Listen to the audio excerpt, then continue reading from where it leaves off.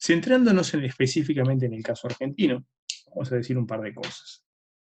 Argentina era un país rico, un país próspero en las primeras décadas del siglo XX, y de hecho tenía un nivel económico muy similar a otros países similares de producción agropecuaria, como Australia, Canadá o los propios Estados Unidos. Sin embargo, a diferencia de ellos, Argentina no había desarrollado una industria relativamente importante hasta la Gran Depresión, y la autora señala que la razón por la cual había pasado eso, de que la industrialización argentina previa a la Gran Depresión era extraordinariamente débil, era esta doble tenaza de había una gran oferta de bienes industriales en el mundo, es decir, el mundo producía muchos bienes industriales, y además, dado que es la era de la primera gran globalización, era muy fácil importar esos bienes de consumo y de capital. Por lo tanto, no valía la pena o era extraordinariamente costoso para las capacidades de capital que tenía Argentina empezar a desarrollar una industria. Por lo tanto, había esta doble tenaza que ahogaba o atenazaba precisamente el crecimiento de Argentina previo a la crisis. La Gran Depresión vino a barrer con eh, las dos pinzas de la tenaza. Desaparece buena parte de la oferta de bienes y se hace extraordinariamente difícil poder importar. Por lo tanto, no hay más remedio que empezar a producir. Y ese es el principal incentivo que hay detrás de la industria argentina.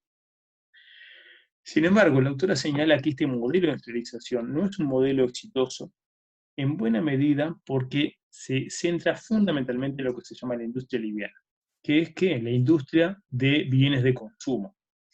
Estamos hablando de la transformación de alimentos, de la producción de bienes para el hogar, pensemos en el caso de muebles, de electrodomésticos, como heladeras o lavarropas, equipamiento industrial de relativa fácil producción y de relativo bajo costo, y de relativa simplicidad tecnológica, conceptos que son importantes tener en cuenta.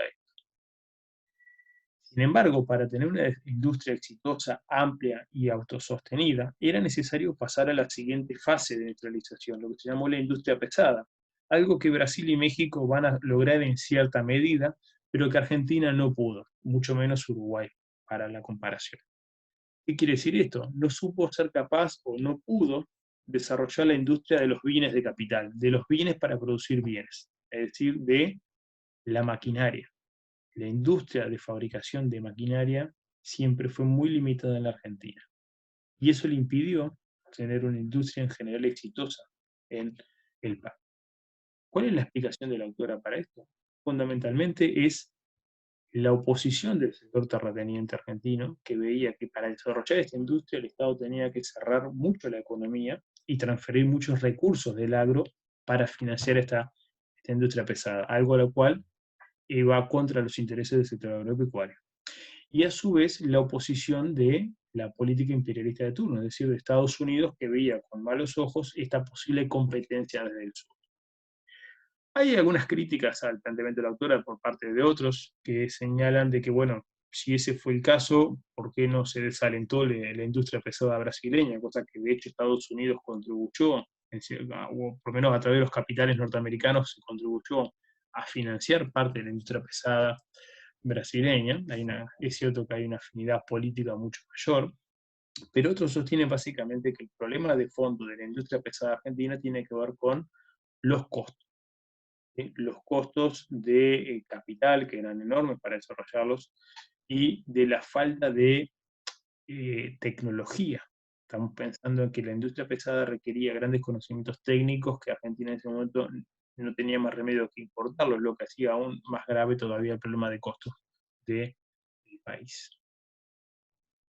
Uno de los aspectos que la autora señala para enfatizar el fuerte desarrollo de esta primera etapa industrial de Argentina es el rol que juegan los inmigrantes.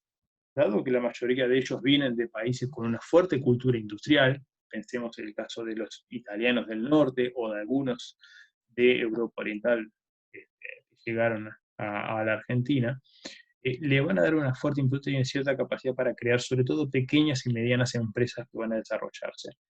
Van a mostrar muy activas y dinámicas en la época, y porque además, y esto es importante, solían establecerse en lo que se llaman los sectores más modernos de la industria, la metalúrgica, la química y los textiles.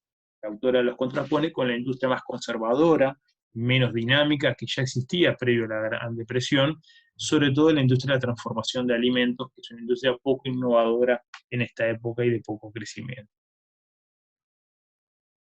Sin embargo, un fuerte impulso que va a recibir la industrialización en Argentina tiene que ver con el rol de los militares.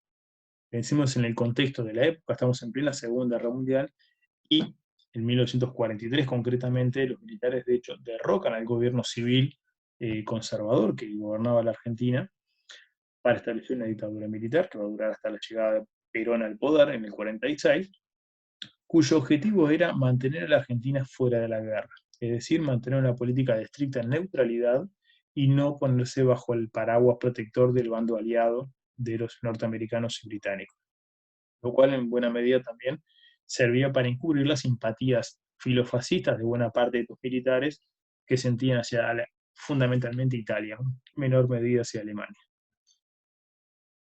Pero también tengamos en cuenta, por eso vemos el proyecto de fabricaciones militares como una industria de guerra para la soberanía nacional, está la preocupación de qué pasaría luego de la guerra.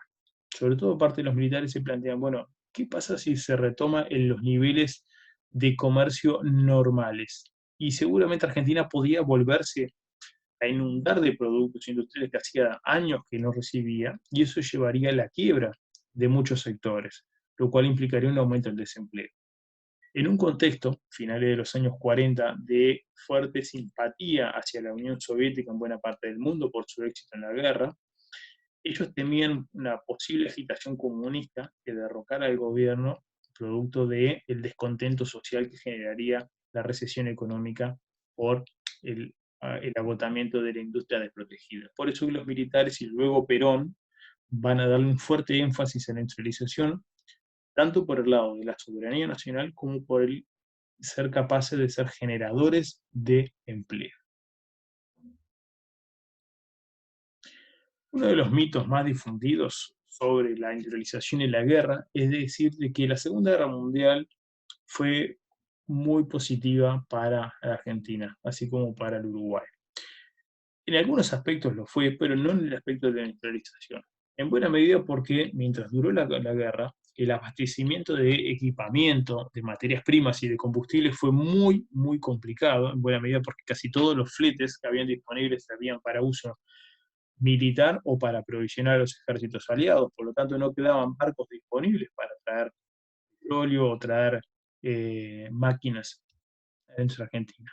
Y eso llevó a que se diera un uso intensivo del equipamiento industrial que lleva a su deterioro progresivo. La imposibilidad de renovar el equipamiento y de actualizarlo llevó a que las fábricas contaran, sobre todo hacia finales de los 40, con una industria vetusta y con maquinaria muy desgastada, que arreglaba atándola con alambres, según el dicho popular, pero que llevaba a una creciente caída de la productividad industrial, de una industria sostenida con alfileres. A partir del gobierno de Perón vemos algunos cambios de estrategia, en parte esos tímidos intentos de renovación, pero que contaron con un gran problema, y es la escasez de divisas. Es decir, hasta fines de los 40, principios de los 50, Argentina contó con cierta cantidad de divisas producto del boom de la guerra y luego de la guerra de Corea, pero pasado este impacto, las divisas se hicieron cada vez más escasas. Y el problema es que Argentina, así como Uruguay, le vendían la mayor parte de sus productos exportables, que eran básicamente cereales y carne, a Gran Bretaña, que pagaba con libras. Sin embargo, Argentina debía comprar sus equipamientos industriales, no a Gran Bretaña, que ya tenía una industria obsoleta también, sino a Estados Unidos, y Estados Unidos solo acepta dólares. Esta escasez de divisas relativas que sufre Argentina, lo que dificulta esta renovación del equipamiento. Concomitantemente también hubo problemas en el agro, debido a ciertos problemas climáticos, pero también básicamente de estancamiento productivo que llevaron a dificultades para modernizar el agro y para aumentar la producción agropecuaria y pudiera haber generado mayor cantidad de divisas. Todo eso va a llevar a un estancamiento en la cantidad de recursos disponibles para poder sostener la industria. Y a eso hay que sumarle el atraso tecnológico que se venía dando en sectores clave de la Argentina, que eran el transporte y la energía. Sobre todo el transporte, recordemos que en esta época lo que casi todo se movía a través del ferrocarril, todavía las carreteras y los camiones no cumplen un rol fundamental en el transporte, y estos ferrocarriles eran eh, una tecnología eh, muy importante en el mundo, pero que había estado en manos de capitales británicos desde sus comienzos y que en los últimos años habían caído en el mismo desgaste y deterioro del resto de la industria argentina. Y además, eh, cuando Gran Bretaña, para saldar su deuda con Argentina, le vende sus empresas ferroviarias, Argentina lo que compra y nacionaliza es un servicio ferroviario muy anticuado, muy caro de mantener y muy poco eficiente, lo cual hace que además los transportes sean lentos y sean costosos. Entonces, todas esas situaciones llevaron a que los impulsos para renovarse y crecer con la industria siempre fueron bastante limitados.